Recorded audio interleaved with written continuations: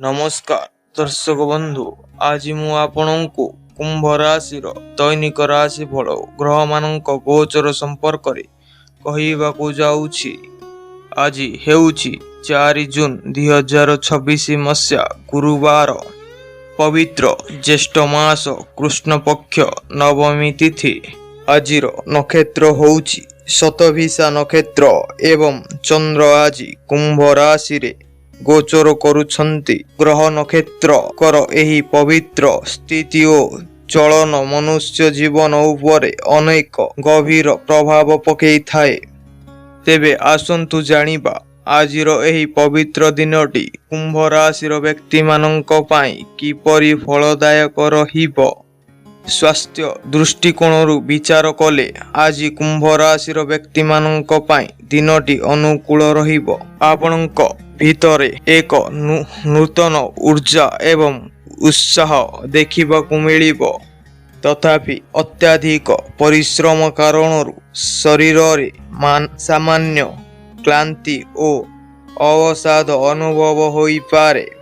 तेणु समय अनुजाई निजर खाद्य उपरे ओ विश्राम उपरे उचित ध्यान दियंतु। परिवारर वयस्क व्यक्ति मानक स्वास्थ्यर विषय रे जत्न नियंतु। एहा द्वारा आपनଙ୍କୁ मानसिक शांति प्राप्त हेब। पारिवारिक जीवन आज अत्यंत सुखमय हेब।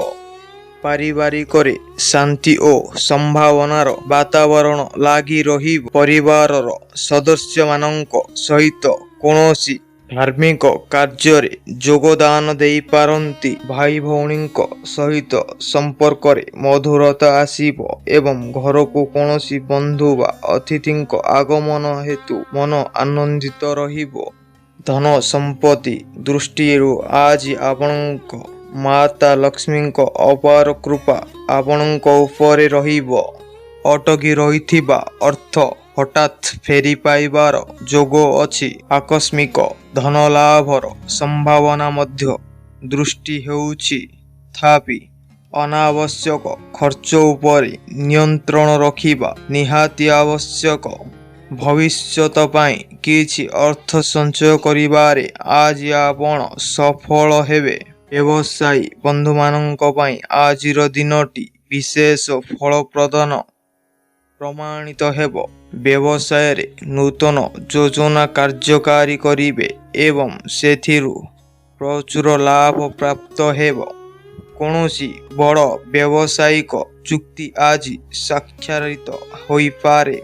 जदि आपण कोनोसी नुआ व्यापार आरंभ करिबाकू चिंता करुछंती तेबे आजिर दिनटी अत्यंत शुभ अटे। मात्र भागीदारी व्यवसाय रे सामान्य सतर्क रहिबा उचित। कर्म क्षेत्र रे किंबा चाकरी रे आज आपणଙ୍କୁ अपूर्व सफलता प्राप्त हेब।